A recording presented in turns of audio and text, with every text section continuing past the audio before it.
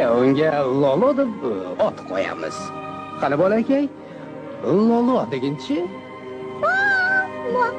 Uni qarab biram farosatliki o'g'limiz. Olloh emas, Lolo. La. Yo'q, haqiqatdan ham aqlli bola. Maqtayverma bolani. To'g'ri ayting, Lolo. Katta boboyning oti ham Lolo bo'lgan. La.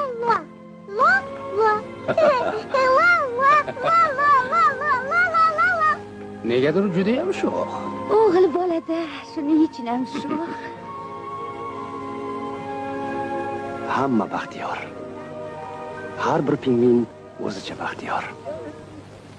Dekabrning oxirida Antarktidada avjiga yoz payti.